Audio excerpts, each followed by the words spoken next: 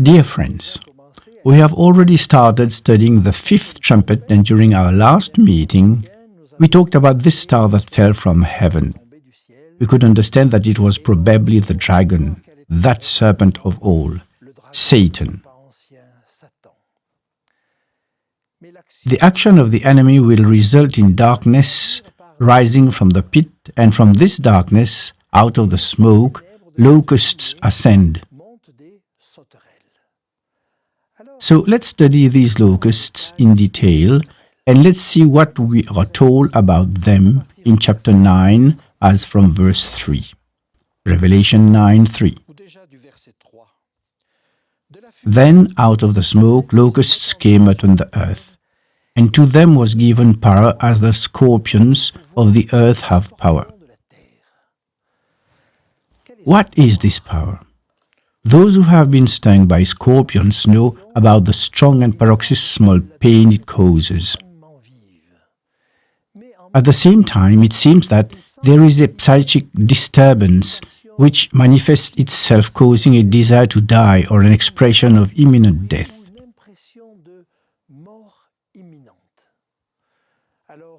Is this what it is all about? We'll see that this could be the case. In verse 4, we shall see that these locusts have nothing to do with the plague of insects. Let's read it. Revelation 9, verse 4. They were commanded not to harm the grass of the earth, or any green thing, or any tree, but only those men who do not have the seal of God on their foreheads. These are not usual locusts. Locusts would hurt trees or grass, but this is not the case here. It must be something else. And the text will point out that they have faces of men. So, what I understand from this text is that if men are impacted as a whole, the 144,000, those who have received the seal of God, are not hurt. We may recall what happened during the plagues of Egypt, when the land of Goshen, as from the fourth plague, was not affected.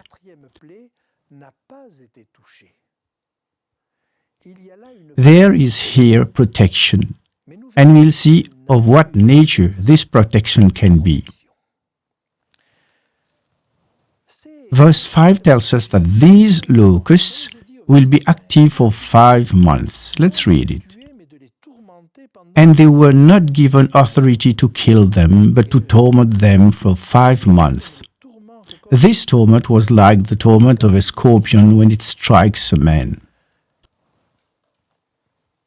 It seems that this will be quite painful, but even more than that, the text talks about torment, which means that this plague will affect man's psyche to such a point that they will call for death.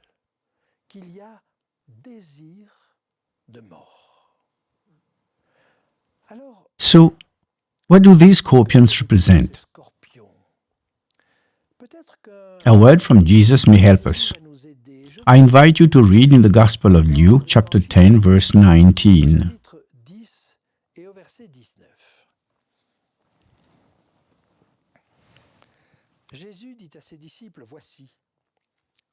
Behold, I give you the authority to trample on serpents and scorpions, and over all the power of the enemy, and nothing shall by any means hurt you.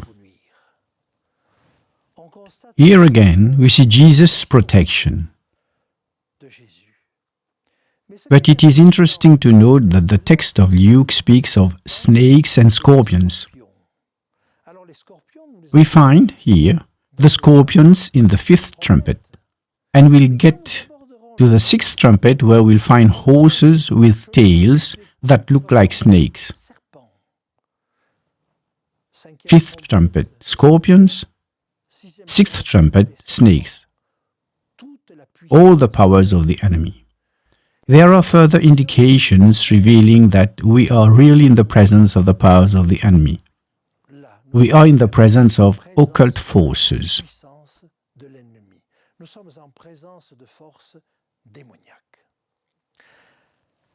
Let's continue reading the description of these locusts in chapter 9, verse 6. Nous revenons au chapitre 9 et nous lisons ceci. We read, Ce jour-là, "In those days, men will seek death and will not find it. ils désireront They will desire to die, and death will flee from them." pour ceux qui Those who have dealt with, who have had troubles with demons, démons. Ils savent know very well that this is the kind of situation le genre that might happen. situation qui peut arriver. To be so tormented that one would seek for death and not find it. Et ne pas la trouver. Il y a là This is a very serious mental anguish. une gravité.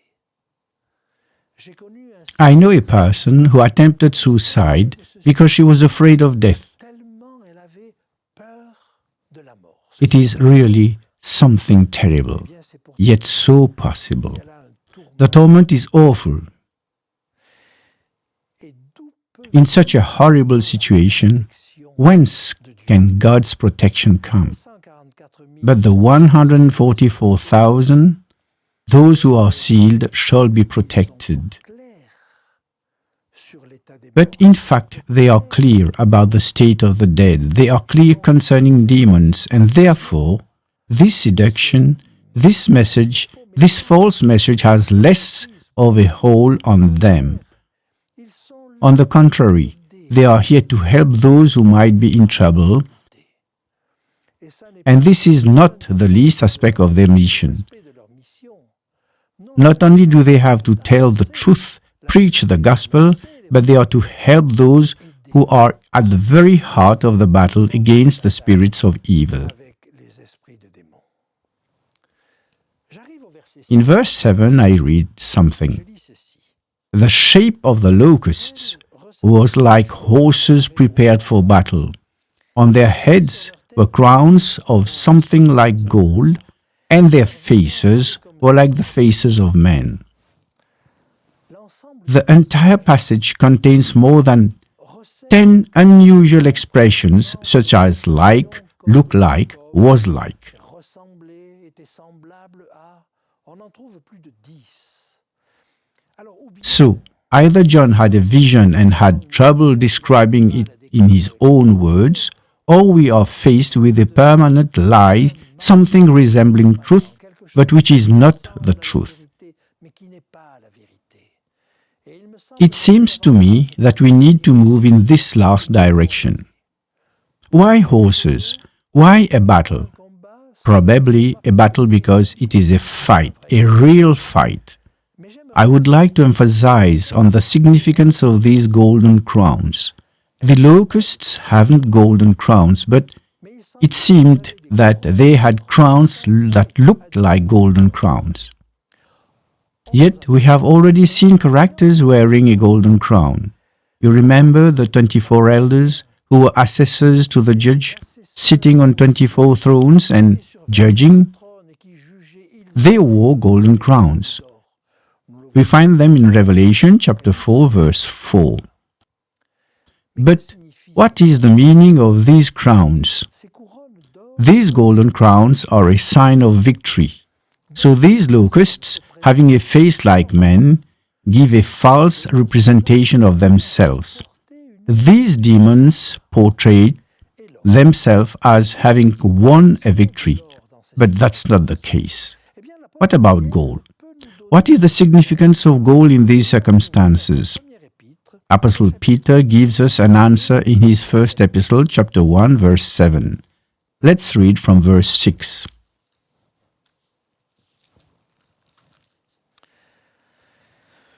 lisons à partir du verset 6.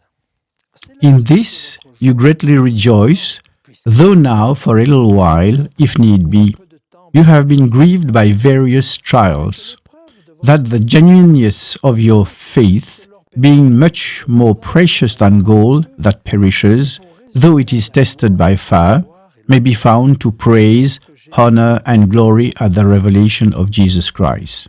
ici Here, in this passage, The text that everyone goes through, especially the early church, is compared to fire. comparé à du feu. A fire that tests that faith. La foi.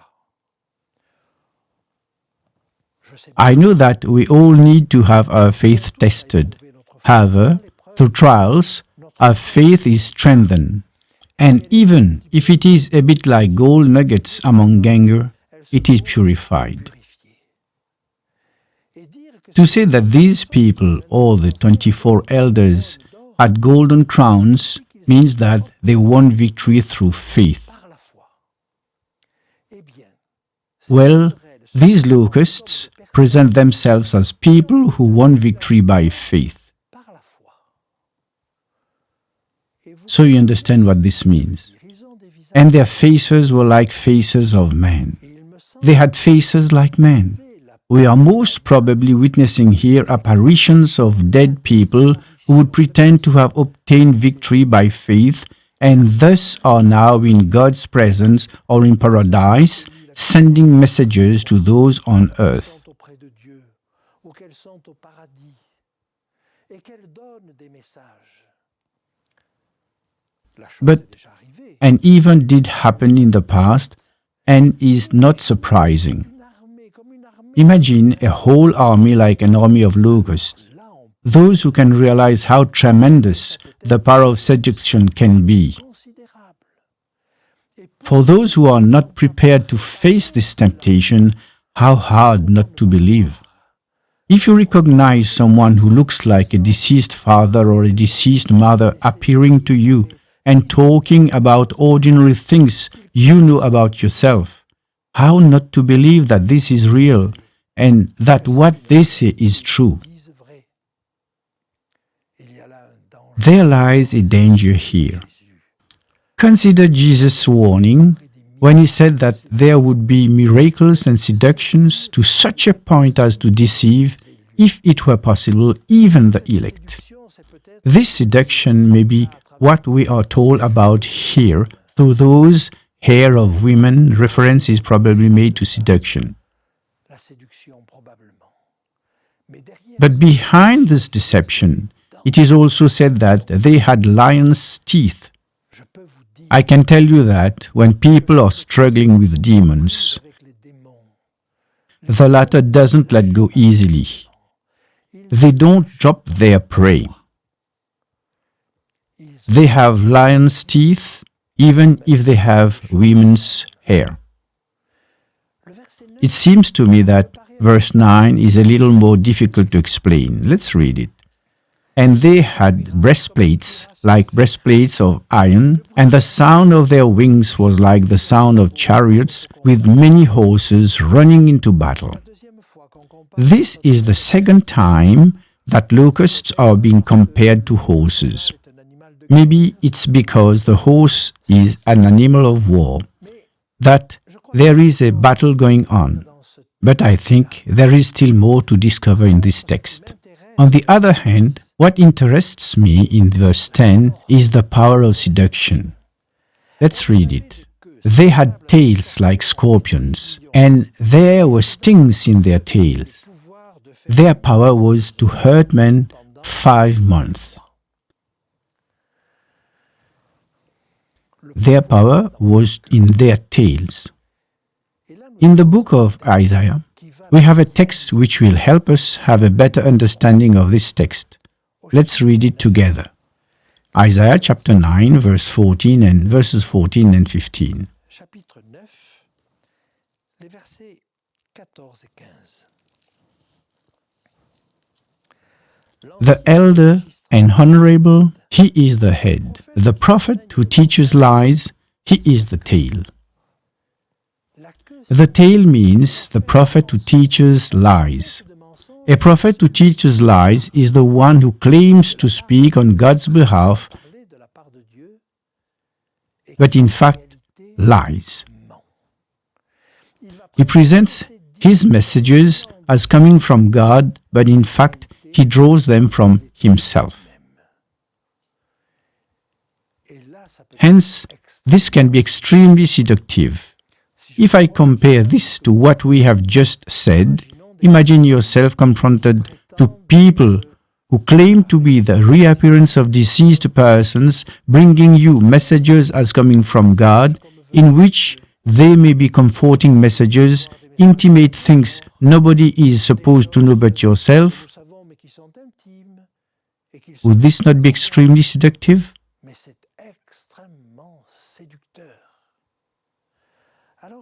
So, allow me to remind you some few things. The abyss, where these demons are located, where they come from, is related to Sheol. Let's read together one or two texts that speak about it. Job chapter 26 verse 6. Sheol is naked before him, and destruction, Abaddon in Hebrew, has no covering. We see in this text that Sheol and destruction, or Abaddon, which means the realm of the dead, are associated. Same thing in another text, Psalm 88 verse 11. Will you work wonders for the dead? Shall the dead arise and praise you? Shall your loving kindness be declared in the grave, or your faithfulness in the place of destruction? You see, the abyss or realm of the dead and hell represented roughly the same thing. And demons coming out of the realm of the dead, appearing like spirits of the dead, can be a real source of torment.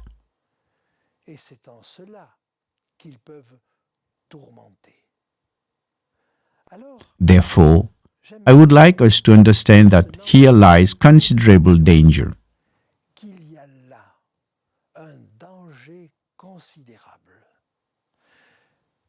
During the fourth Egyptian plague, in Exodus 8 verse 18, God protected his people in making a difference. Exode chapitre 8 verset 18.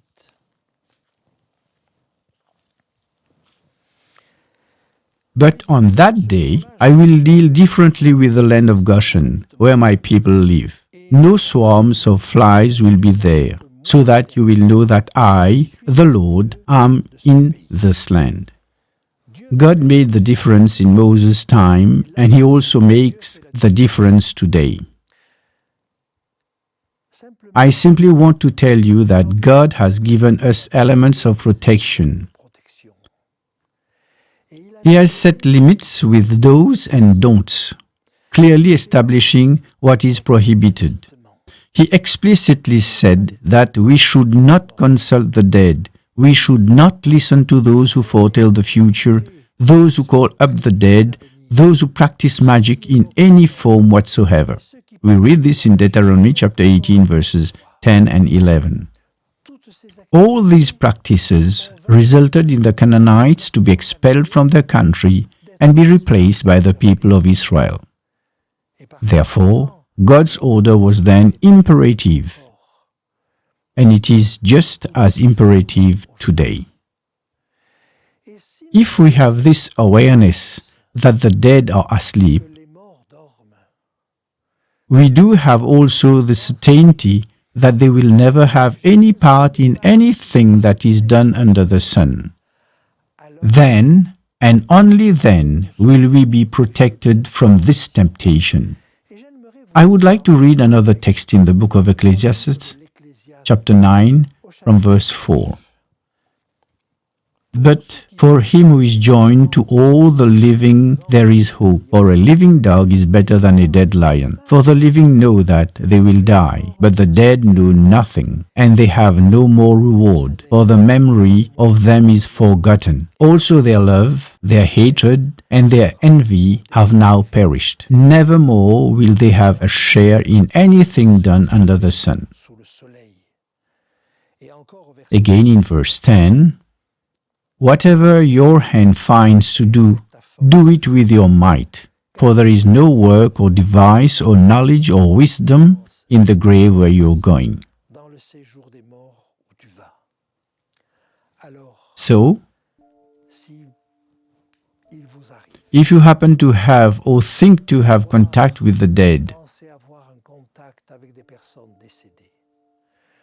Or if it happens that someone comes to you proposing to seek for a deceased person, a person you love, if you want to have some relief and are looking for advices, never turn to the dead people, for this is a trap.